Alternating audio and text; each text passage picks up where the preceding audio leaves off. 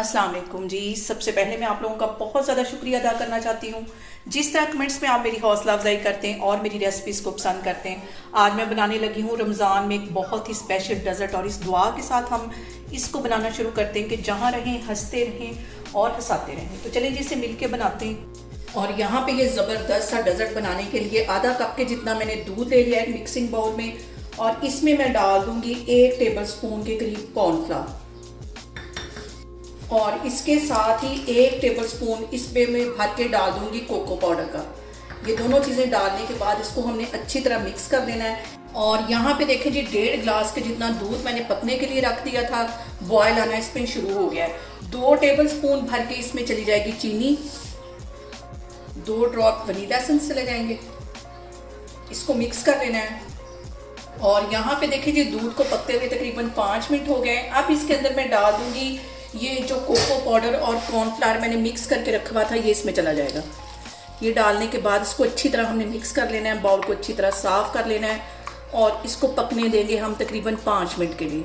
और यहाँ पे मैंने डेयरी मिल्क चॉकलेट ले लिए, तकरीबन 8 इसके पीसीज हैं, ये इसमें चले जाएंगे। इसको भी इसके साथ अच्छी तरह पका लेना है, ये भी मेल्ट हो जाएगी।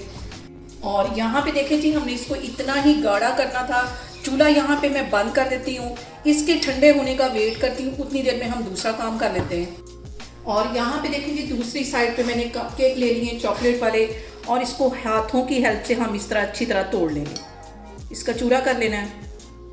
और यहाँ पे मैंने ले लिए केले और इसको छील लिया, थोड़ा सा तिरछा करके हम इसको काट लेंगे